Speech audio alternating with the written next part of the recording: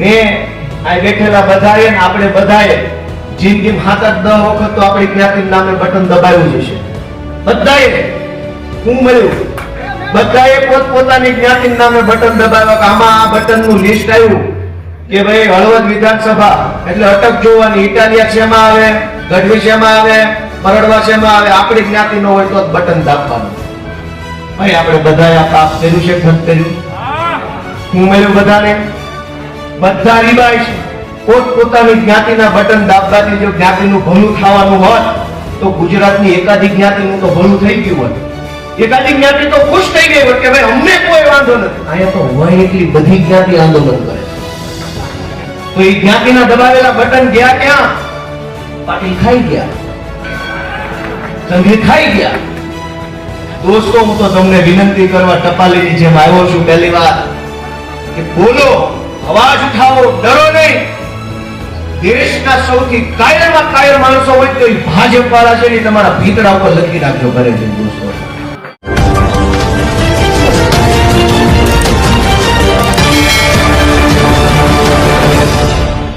વડીલ કાંતિલાલભાઈ બાવરવા સાહેબ પણ આમ આદમી પાર્ટીમાં જોડાયા છે. હું એમનું હૃદયપૂર્વક સ્વાગત કરું છું. કૃષ્ણાબેન પટેલ, મનીષાબેન મલિક, અશ્વિનભાઈ મલિક અને બધાના નામ હું નથી લેતો, રાણા સાહેબ માફ કરજો. પણ જે કાંઈ મિત્રો આજે આમ આદમી પાર્ટીમાં જોડાયા છે બધાયનું હૃદયપૂર્વક હું તમારી પોતાની આમ આદમી પાર્ટીમાં સ્વાગત કરું છું. આપણી વચ્ચે નથી એવા અમારા બે મહત્વપૂર્ણ યોદ્ધાઓ, માનનીય શ્રી વિક્રમભાઈ દવે કે જેમણે આ આખો કાર્યક્રમ સફળતાપૂર્વક પાર પાડવા માટે ખૂબ જહેમત ઉઠાવી. પણ બાપુએ જેમ નોંધ આવતા પહેલા એને યાદ રાખ્યું કે આ પાર્ટીને કેમ કામ કરવાનું છે. મને વાત બહુ ગમી કે વિક્રમભાઈ દવે અને અમૃતભાઈ મકવાણા અમારા ક્રાંતિકારી માણસો છે, સુરેન્દ્રનગર જિલ્લાના આમ વતની છે અને આ લોકસભાના ઇન્ચાર્જ તરીકે અમૃતભાઈ મકવાણાને જવાબદારી મોકી છે. એ બંને એના આગળના કાર્યક્રમમાં પહોંચી ગયા. અહીં ભૂલ ગજરો લેવાય નથી ઉભા રહ્યા, ફોટો પડાવાય નથી ઉભા રહ્યા કે કઈ ઉભા નથી રહ્યા. આ આમ આદમી પાર્ટી ભાજપ સામે ટક્કર હું કામ લઈએ કે છે ને એનો આ દાખલો છે. આ ટક્કર એટલે લઈ શકાય એમ છે કે કામ ને કામ સિવાય કોઈ ચર્ચા નહીં. કામની વાત કરો, કામ હોય કામ કરો, કામ પતી જાય તો નવા કામે ચડો.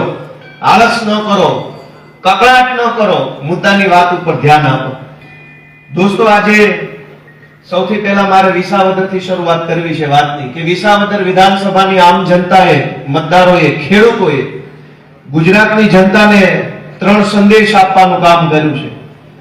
અને વિસાવદરની જનતાએ આપેલો સંદેશ લઈને ટપાલી તરીકે હું તમારી સામે આવ્યો છું. ધારાસભ્ય તો ઠીક છે હવે, પણ હું એક સંદેશ વાહક તરીકે અહીંયા આવ્યો છું કે જનતા શું કહેવા માંગે છે. અને વિસાવદરની જનતા કરી શકે તો ગુજરાતનો કોઈ પણ માણસ કામ કરી શકે.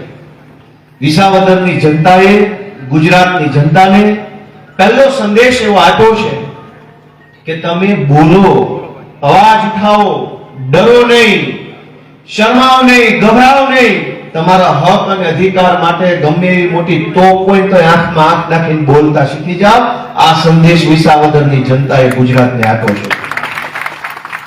ગુજરાત આખાની અંદર ભાજપે ડરનું સામ્રાજ્ય ફેલાયું છે.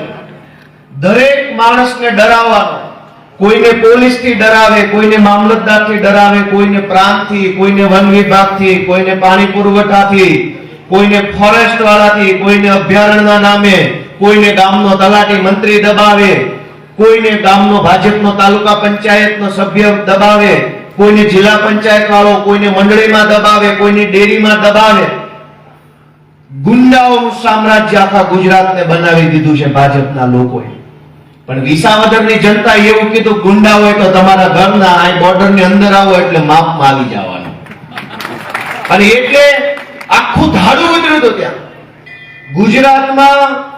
વિધાનસભાને તાળું મારીને ચાવી લઈને પ્રચાર કરવા આવ્યા હતા અને કમલમને તાળું મારીને ચાવી લઈને હોય એટલા બધા ખટારા લઈને આવી ગયા હતા. એક પણ ભાજપનો માણસ બાકી નહોતો ત્યાં પ્રચાર કરવા આવવામાં. ગામડે ગામડે કેબિનેટ મંત્રી, એક ગામમાં 3 ધારાસભ્યો, સાંસદ સભ્યો, જિલ્લા પંચાયતના સભ્યો, એપીએમસીના ચેરમેનો, ડેરીના ચેરમેનો આખા ગુજરાતમાં હતા. એટલા બધા નાયા ધોયા વગરના વિસાવદરમાં આટા મારતા હતા. એટલા બધા ઓછામાં ઓછા 400 જેટલા હાઈ પ્રોફાઇલ માણસો વિસાવદર વિધાનસભામાં ચૂંટણી પ્રચાર કરતા હતા ત્યાં ગોપાલ ઇટાલિયન મત ન દેતા હારો નથી, પણ જનતાએ મનમાં ખબર હતી કોણ હારું છે ને કોણ ખરાબ છે. તેવી તારીખે રૂબરૂ મળશું લિખિતમ તમારો બાપ ખેડૂત. મોઢે નો કીધું પણ મનમાં કીધું કે લિખિતમ તમારા આદરણીય પિતાશ્રી ઉર્ફે ખેડૂત ઉર્ફે ધરતીપુત્ર ઉર્ફે તમારું પેટ ભરનારો તમારો બાપ તમને 23 તારીખે જવાબ આપશે. અને આટલો જવાબ 1.5 મહિનાથી કાન બેઠી કમલમમાં. જેદુનું વિસાવદરનું રિઝલ્ટ આવ્યું તેદુની કાન બેઠી. હારા સમાચાર નથી આવતા ક્યાંયથી. બાકી રહ્યું તો પુલ તૂટ્યો. ક્યાંયથી એને વિસાવદરની ચૂંટણી પછી હારા વાવડ આવતા બંધ થઈ ગયા છે. બાકી રહ્યું તો આજે આપણે આ કાર્યક્રમ કરી નાખ્યો, બાપુ લઈ આવ્યા. મજા મજા છે.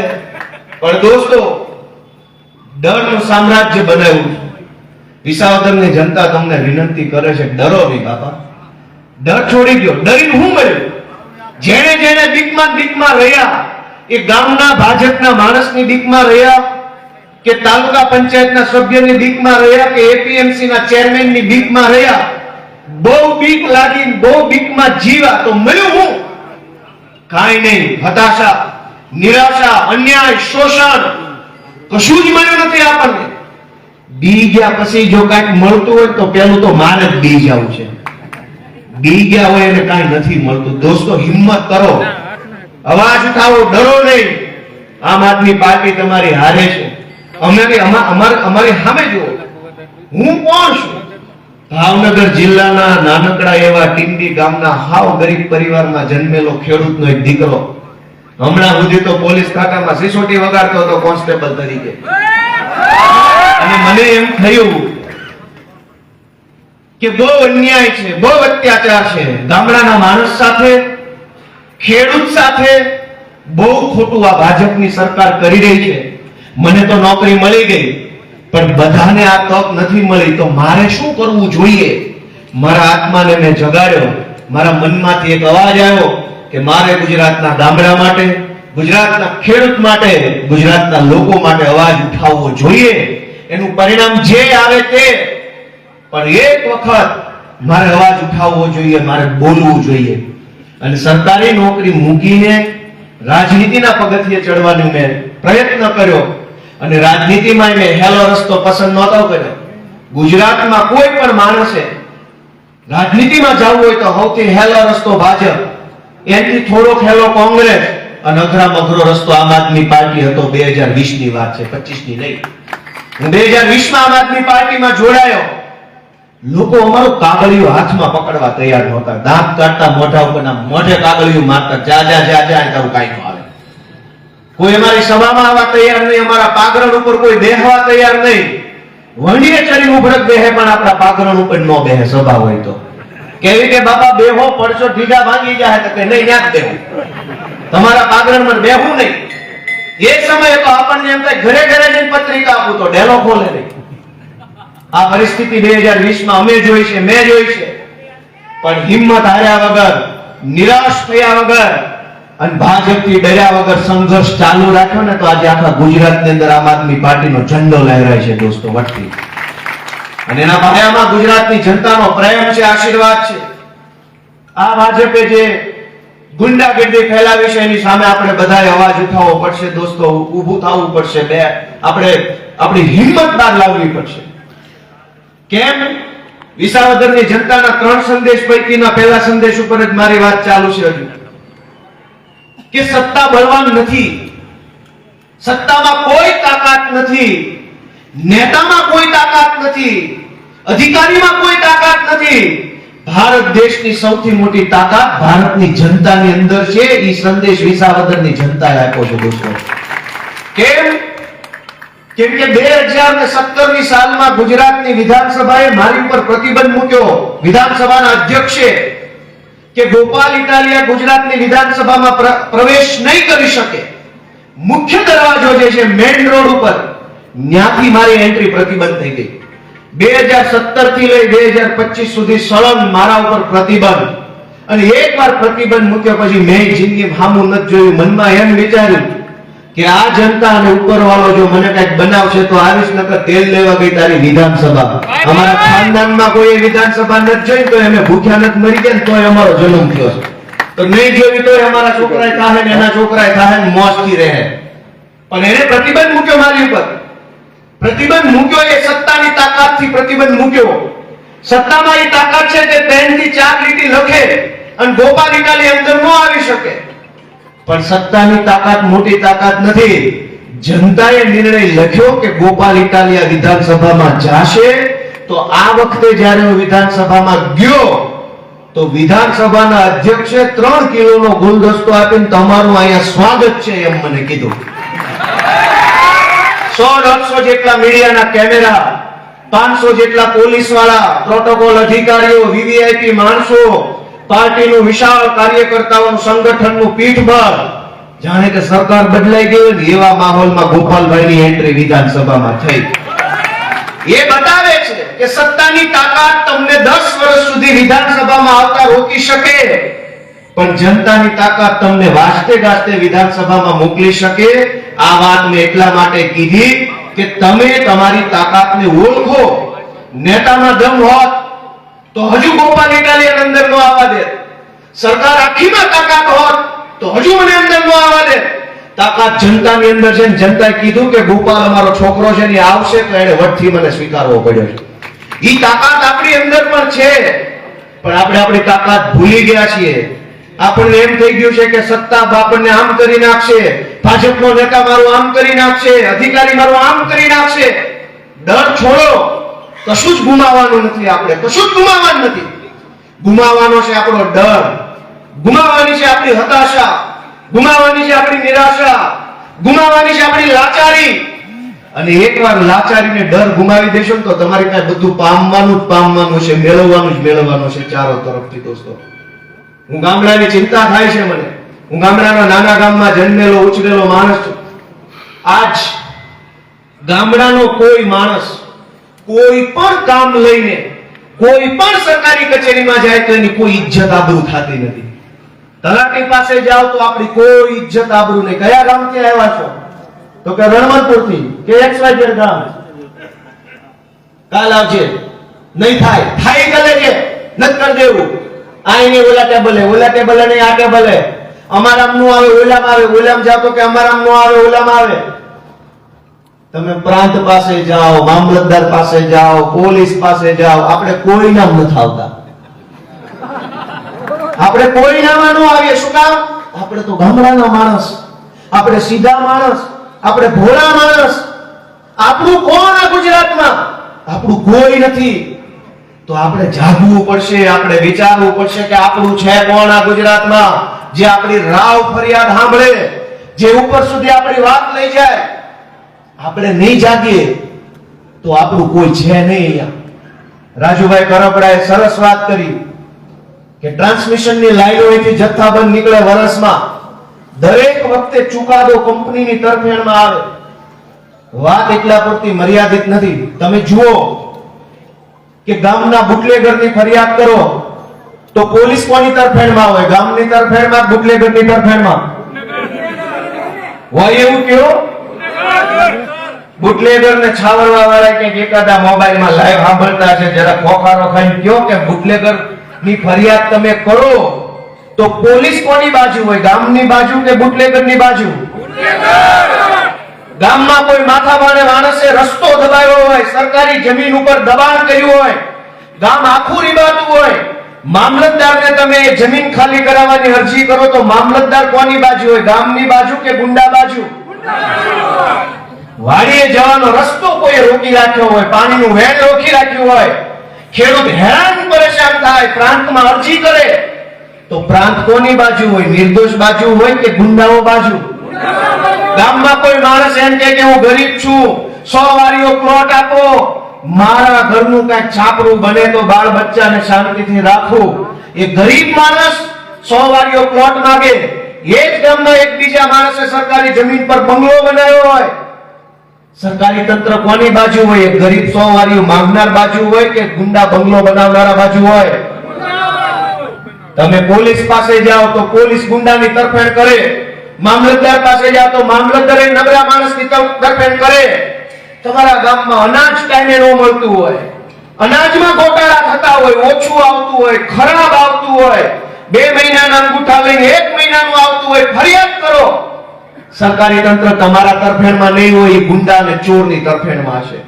ચાહે ગુજરાતમાં બળાત્કાર થાય, ડ્રગ્સ વેચાય, ખેડૂતોની જમીનો છે એને જેમ ભાવે એમ લઈ લેવામાં આવે, કંપનીઓ થાંભલા નાખી જાય, કેનાલના નામે સંપાદન મફતમાં કરી જાય, ગમે એવી ઘટના બને, સરકારી તંત્ર હંમેશા ગુંડાના સપોર્ટમાં હશે, માથાભારે માણસના સપોર્ટમાં હશે, ભાજપના માણસોના સપોર્ટમાં હશે.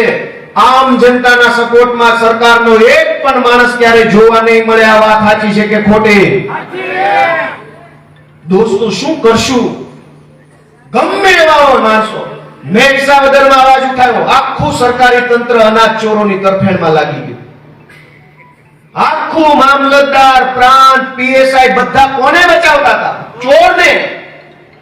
જનતાની તરફેણમાં આજની આ સરકાર નથી દોસ્તો. એટલા માટે આપણે બધાએ આત્માને જગાડવો પડશે કે કાંઈક આ ભાજપની સરકારને મૂળિયા નખાવામાં આપણું તો ભેગે ભેગું કાંઈક અંદર ભૂલ નથી પડી ગઈ ને? આપણે તો ભૂલમાં મત નથી આપ્યા ને દોસ્તો. આજે તકલીફ શું છે હું તમને એનું ધ્યાન દોરું કે ગુજરાતમાં જે જિલ્લામાં જાઓ, જે તાલુકામાં જાઓ, તો અમારા 5 આગેવાનો અથવા એમે આપણને સોશિયલ મીડિયામાં બધું આવતું હોય એટલે ખબર જ હોય કે કયા તાલુકામાં કયા જિલ્લામાં શું શું સમસ્યાઓ છે. તો હળવદમાં આવ્યો તો કેનાલની સમસ્યા, દૂધ મંડળીની અંદર દાદાગીરીની સમસ્યા, એપીએમસી ના ચેરમેનની દાદાગીરી, રેતી માફિયાઓની દાદાગીરી, આ બધા એના પ્રશ્નો છે. મિત્રો, મારું એમ કહેવું છે કે પ્રશ્નો એ નથી કે બહુ પ્રશ્નો છે. રોડનો પ્રશ્ન, કેનાલનો પ્રશ્ન, પાણીનો પ્રશ્ન, દવાનો પ્રશ્ન, ખાતરનો પ્રશ્ન, શાળામાં શિક્ષક નથી એ પ્રશ્ન, દવાખાનામાં ડોક્ટર નથી એ પ્રશ્ન, ડેપોમાં બસ નથી એ પ્રશ્ન, ઓફિસમાં સાહેબ નથી એ પ્રશ્ન, પોલીસ સ્ટેશનમાં જમાદાર નથી એ પ્રશ્ન. આ એક પણ પ્રશ્ન નથી. પ્રશ્ન એ છે કે ગુજરાતમાં કોઈ ખરેખર માયનો લાલ નેતા જ નથી, બધી નેતોડીઓ છે. કોઈ હારો નેતા નથી. જે તમારું હારો ડોક્ટર હોય ને બાવડું ચાલતા કહી દે તાવ કર્યો છે શું છે. કોઈ નેતા નથી જનતાની નાળ પકડીને કહી દે કે ગરીબ માણસને ક્યાં દુખે છે, અને મકાન જોતું છે, ખેતરે પાણી જોતું છે, ખાતરની 2 થેલી જોતી છે. એક પણ હારો નેતા ભાજપે ગુજરાતમાં વધવા નથી દીધા. બધા લંગરિયા, તોડબાજો, કટકીબાજો, મારું હું, મને આમાં કેટલા ટકા મળે, આવા જ બધા લોકો મોટા મોટા નેતા બની ફરે છે. ખોટું હોય તો મને બધાય ના પાડો ભાઈ. બધા મારી વાત ખોટી હોય બધા ના પાડો, સાચી હોય બધા હા પાડો. એક પણ હારો નેતા નથી વધવા દીધો. તમામ લોકો, કેમ કે હું વિધાનસભામાં હમણાં ગયો, અનેક લોકોને ત્યાંય મળ્યો, નહોતો તેદી મળતો હતો, ઘણા બધા નેતાને ઓળખું છું. આમાં મારા કેટલા ટકા મળશે? મને તમારા ગામની 5 લાખની ગ્રાન્ટ મંજૂર કરું તો મને 10% રૂપિયા એડવાન્સમાં રોકડા આપી જવાના. દોસ્તો, હાવ કટકી કરવા વાળા, તોડબાજો, લઈ લેવા વાળા, પડાવી લેવા વાળા, લાલચુ, મહત્વાકાંક્ષી, જેની પોતાની કોઈ હેસિયત જ નથી સરકારમાં, જે 2 પ્રશ્ન રજૂઆત કરે. રાજુભાઈ એવું કીધું કે તમારા ધારાસભ્ય, સાંસદ સભ્ય કયો, પણ એ સાંસદ સભ્ય, ધારાસભ્ય ખાલી નામના છે, ખાલી રોબોટ જેવા છે, એનામાં દમ નથી. એક શબ્દ ગાંધીનગર જઈને બોલે, સહેજ બોલે તો ટિકિટો કપાઈ જાય એમ છે. તો દોસ્તો, જે નેતામાં જ દમ નથી તો પ્રશ્નો ક્યારેય સોલ્વ નહીં થાય. પ્રશ્નો વચ્ચે પ્રશ્ન ક્યારેય સોલ્વ નહીં થાય. સૌથી પહેલો પ્રશ્ન ગુજરાતનો એ છે કે નેતા ક્યાં છે જે આપણી વાતને સમજે, આપણી પ્રશ્નને સમજે, જે વાતી સમજો એ વાત ત્યાં જઈને બોલી શકે. નેતા ક્યાં છે એવા તમે મને કહો, જે છે કોઈ?